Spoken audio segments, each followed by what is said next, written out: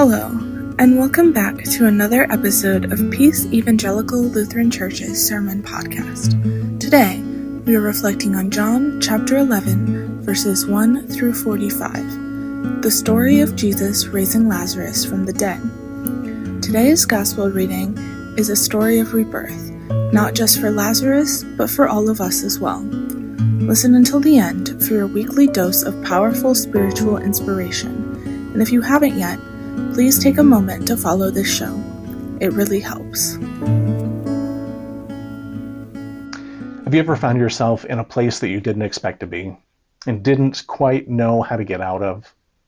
Not a physical place necessarily, but a place in your life that feels closed off, quiet, maybe even stuck. Sometimes it's grief that hasn't loosened its hold. Sometimes it's a version of ourselves we don't know how to move beyond. Sometimes it's just exhaustion, the kind that settles in and makes everything feel a little heavier. And the strange thing is, we can get used to those places. We learn how to function there. We learn what to expect. We even learn how to make it look like everything is fine. In today's gospel, Lazarus has been in the tomb for 4 days, long enough that everyone is certain about what is true, long enough that no one expects anything different. And then Jesus shows up. Not early, not in time to prevent anything, but right in the middle of grief and confusion and all the questions that come with it. We find Mary and Martha in the thick of that grief. Their brother has died. Jesus wasn't there when they needed him. And when he finally arrives, they don't hold back. Lord, if you had been here, my brother would not have died. Think about that for a moment. Martha and Mary know Jesus. They are friends. Lazarus is Jesus' friend. This is an honest relationship, which means this is honest faith. They know the theology. They know Jesus is the Messiah, the one coming into the world. They proclaim it. They name it. And yet, they still grieve. Not unlike any of us would. Look at how Jesus responds. He doesn't correct them. He doesn't brush past the grief.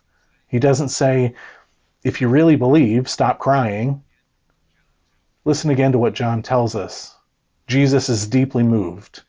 The Greek carries the weight of grief, anger, and disturbance all at once, mixed together the way strong emotion is in our human body.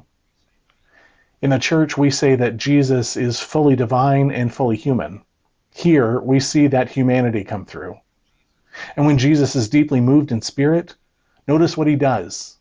He weeps. This isn't surface level. This isn't performative mourning. This is gut level, embodied grief. Jesus stays right there with him. And then he says something that shifts the whole conversation. Martha says what many of us have been taught to say. I know that he will rise again in the resurrection on the last day. Someday. Somewhere down the road. In a future that feels very far from this moment. And Jesus responds, I am the resurrection and the life. Not I will be, not someday I'll make this right. I am. Right here, right now. That doesn't erase what Mary and Martha are feeling. It doesn't undo the loss. It doesn't take away the reality that Lazarus has died. But it does mean that life is not as far away as it feels.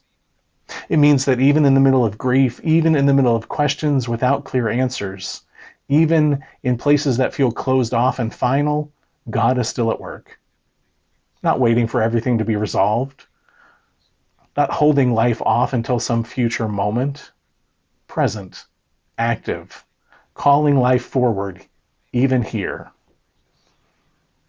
Maybe that's what makes this part so hard to recognize. Because we tend to look for resurrection as something dramatic, something final, something that changes everything all at once. But what if resurrection also looks quieter than that? What if it looks like a small shift, a breath you didn't think you could take, a moment of connection, a step forward you weren't sure you had in you? Not instead of grief, not instead of what's been lost, but alongside it. Life. Still finding a way to break in.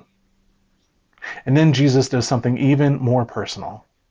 After he weeps with Mary and Martha and the crowd gathered there, Jesus does what no one expects. He calls Lazarus by name. Not hey you, not hey guy, Lazarus. It's personal, direct, relational. I think about a time in my own life when I didn't feel ready for what was in front of me. It was the beginning of my hospital chaplaincy. We had just finished our week-long intensive training, and we were assigned to our clinical units. I was placed on the gastrointestinal unit and the hematology-oncology unit at Nationwide Children's Hospital in Columbus, Ohio. Give me diabetes or something vision-related, I know about those. I knew nothing about stomach issues or cancer.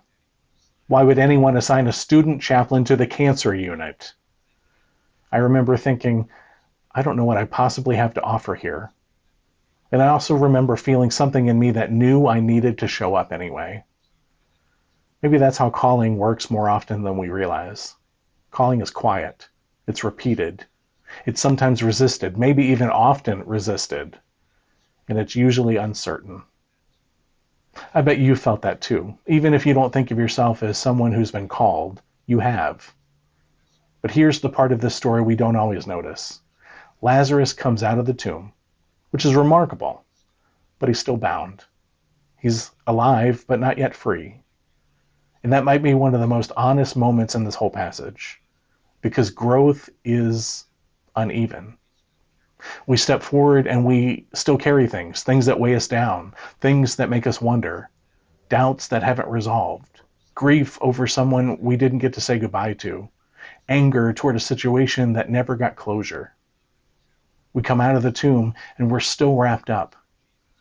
That's when Jesus turns, not to Lazarus, but to everyone standing around him. And he says some of the most powerful words in this story. Unbind him and let him go. Jesus involves the community, everyone. Apparently, resurrection isn't something we do alone. We help one another live. Most of us don't come out of the tomb all at once.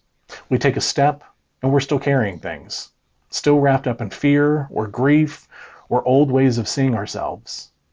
That's where other people matter. We help unbind one another in ways that are often small but not insignificant. Sometimes it looks like this. Someone sitting next to you in a hard moment, not trying to fix it, just staying.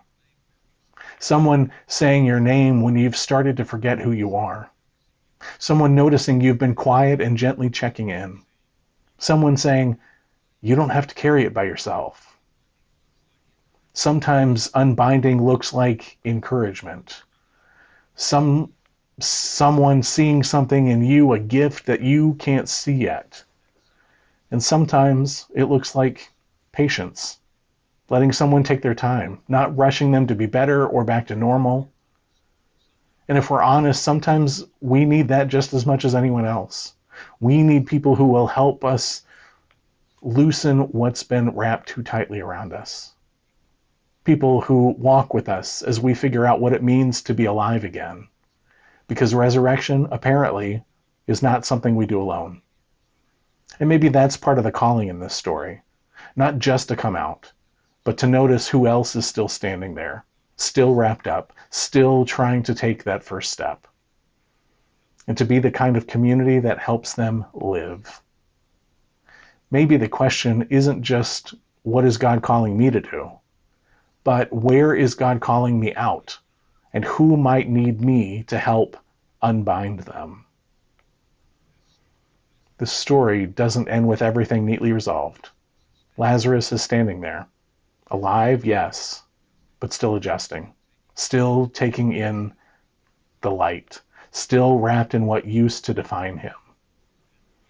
And the people around him are beginning the slow, sacred work of helping him live into that new life. Maybe that's what resurrection looks like more often than we expect.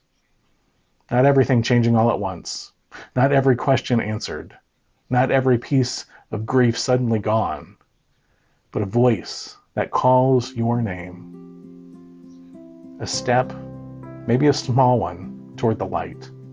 And a community that refuses to let you do it alone. So wherever you find yourself today, whatever place feels closed off, or quiet, or stuck, listen. The same voice that stood at the entrance of that tomb is still calling you by name, calling you into life, and trusting that as you step forward, even if you're not fully ready, even if you're still carrying things, there will be people around you to help you live it.